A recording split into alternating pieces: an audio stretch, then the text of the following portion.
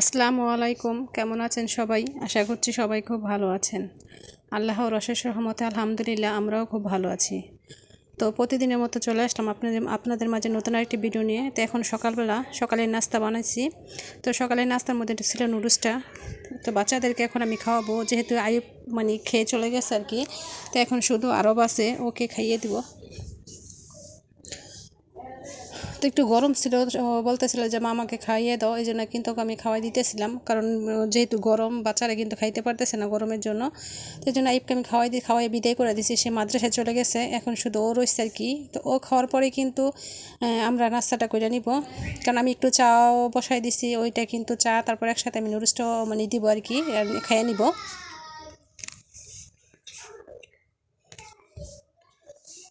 তো ওকে খাওয়াই দিই, খাওয়ার পরে তারপরে কিন্তু নাস্তাটা কিন্তু আমরা খাবো। তারপরে যে কাজগুলো আছে ওইগুলো সাইরা তারপরে ঘরে বাকি যে কাজ করার ওইগুলো করবো আর কি, রান্নাটা। এই তো মাশাআল্লাহ, এই তো দেখেন আমাদের পাখিগুলো ডিম পারছে। আমি ডিমগুলো দেখে আজকে এখনো পারে নাই, পারবো আর কি। দেখাই পাখির ডিমগুলো, এই তো পারে না। এই তো পাখির ডিমগুলো দেখছেন। আর এগুলো এখন পর্যন্ত পারে নাই, এগুলো পারবে মনে হয় কিছুদিনের মধ্যে আর কি পাইরা দিব। তো এই দুইটা তো আমি আলাদা রাখছিলাম, বলছিলাম যে আগে ডিম পারবো, তো এই জন্য আর কি এই দুইটা দিয়ে এখন আজকে তিনটা দিয়ে আজকে আবার পারবো আর কি। পারলে পরে একসাথে বাচ্চাদেরকে সিদ্ধ করে দিব।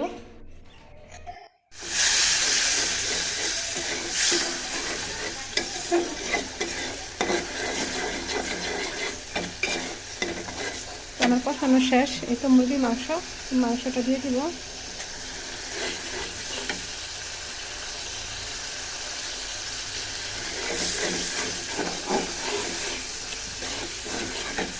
মাংসটা দিয়ে দেব,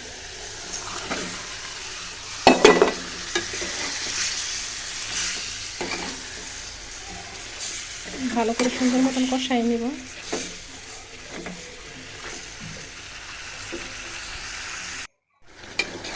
মাংসটা কিন্তু কষানো শেষ, এখন আমি ঝোলটা দিয়ে দিব। এই পাশে আমি ডাল বসাই দিছি।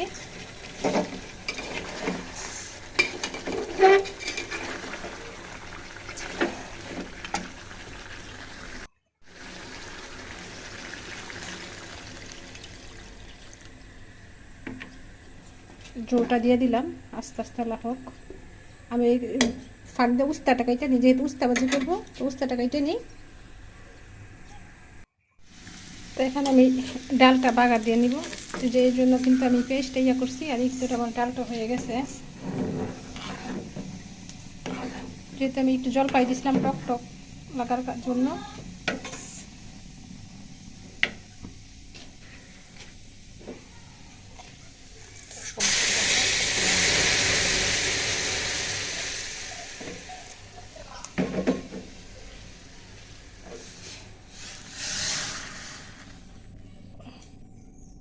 বাগারটা দিয়ে দিলাম।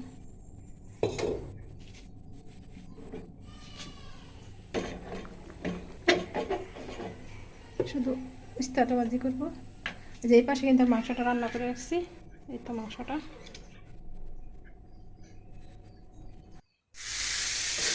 তো আমার বাকিটাও কিন্তু করা শেষ। এই দুপুরে রান্নার নাস্তা আমাদের।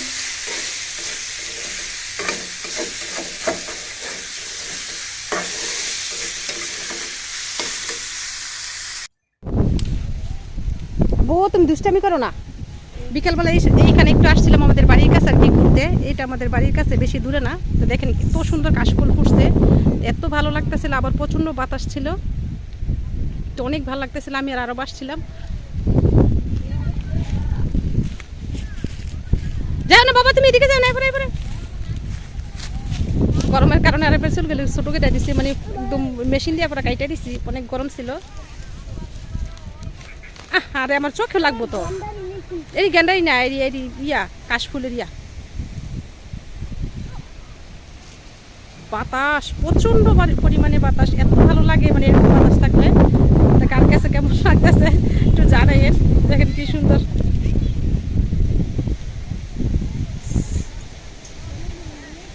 রনক ভাই তো বাড়িতে কাশফুল এরকম বাতাস, আবার বিকেলবেলা এখন একদম কি সুন্দর।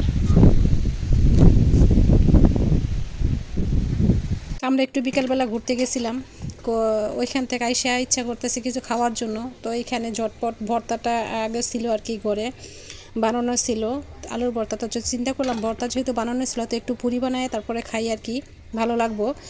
তো এরকম মাঝে মধ্যে ঘোরাঘুরি করতে কিন্তু ভালো লাগে। তো বেশি দূর তা যাইতে পারি না, বাড়ির কাছে একটু একটু মানে সুন্দর কোনো জায়গায় থাকলে আর কি ওইটাইতে যাই, ঘুরে আসি, মনটা ভালো লাগে। তো আমাদের বাড়ির পিছনের সাইড কিন্তু এই জায়গাটা। তো কালকে কিন্তু অনেক বিকালবেলা অনেক অনেক বাতাস ছিল, অনেক মানে লাগছিল যাইতে, একটু মনটা একটু খারাপ লাগতেছে। তো ওইখানে একটু গেলাম ঘুরতে। তো ঘুরে এসে তারপর নাস্তাটা বানাইলাম। তো মাঝে মাঝে আমরা এরকম প্রকৃতির প্রেমে পড়ে যাই আর কি। তো এত সুন্দর বাতাস ছিল, অনেক সুন্দর বাতাস, মানে একদম মনটা একদম মানে জুড়ে গেছে আর কি।